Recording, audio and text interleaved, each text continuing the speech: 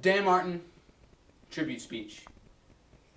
The only thing we have to fear is fear itself. We as Americans are reminded of this quote time after time again. Only a very influential leader could have instilled such a belief into American society. Overcoming personal and political challenges, this man changed the way of the United States forever. Often characterized as one of the greatest presidents to hold office, this man was President Franklin D. Roosevelt, also referred to as FDR. Not only did this man guide the United States through such hardship like the Great Depression and World War II, but he himself overcame a personal roadblock: polio.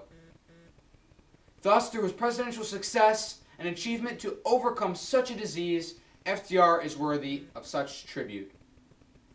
Born into the aristocracy of an upper elite New York household in 1882, young Franklin grew up in an atmosphere of privilege.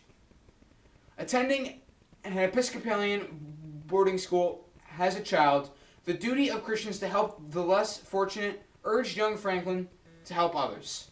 And that is just what he did. Later on, he went to attend Harvard University.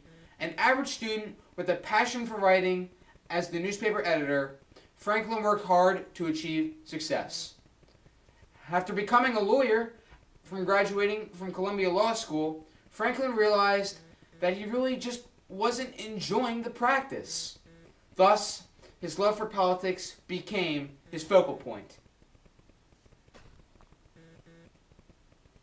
Immediately following his decision, Roosevelt acquired contacts and mended forces with the Democratic Party.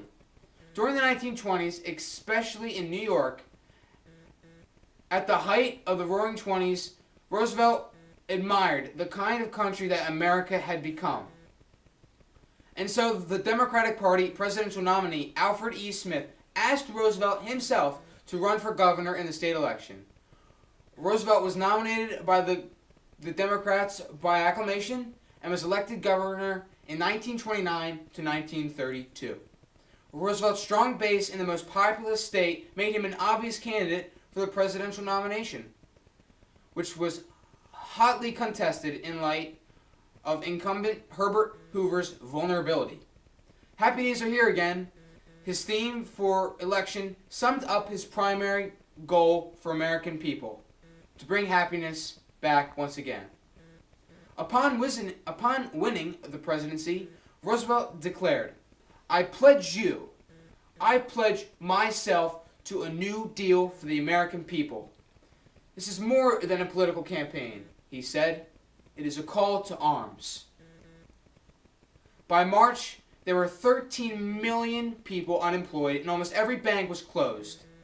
And Congress enacted a sweeping program to bring recovery to business and agriculture, relief to the unemployed, and to those in danger of losing farms and homes. By 1935, the nation had achieved such measure of recovery, but businessmen and bankers were turning more and more against Roosevelt's New Deal program. Subsequently, he put forth a new program, Social Security. To much great success, Roosevelt earned a second term in 1936, to which he had pledged the United States the Good Neighbor policy, transforming the Monroe Doctrine from a unilateral American manifesto and arrangements for mutual action against aggressors. When the Japanese bombed Pearl Harbor on December 7, 1941, Roosevelt declared organization of the nation's manpower and resources for global war. Feeling that the future peace of the world might depend on relations between the United States and Russia, he devoted much thought to the planning of the United Nations, in which he hoped international difficulties could be settled. Most importantly, though, throughout all of his magnificent presidential success, FDR fought polio, which resulted in permanent paralysis from the waist down. For the rest of his life, Roosevelt refused to accept that he was permanently paralyzed. Fitting his hips with an iron brace, he laboriously taught himself to walk. short distances by swiveling his torso and supporting himself with a cane. In private, he used a wheelchair, but he was careful never to be seen in it in public. Later on, he helped to found the National Foundation for Infantile Paralysis, which is now known as the March of Dimes. And for that, President Franklin D. Roosevelt should be admired. He was a man of unusual charm and great optimism. He had a broad smile and a charismatic optimist whose confidence helped sustain the nation at one of its darkest moments of crisis, like the Great Depression and World War II. He became one of the most beloved U.S. presidents for 4 terms in office. But beneath his outward friendliness was an inner reserve and iron will.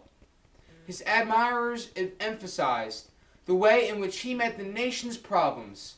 They praised him for insisting the federal government must help the underprivileged and that the United States must share in the responsibility for preserving world peace.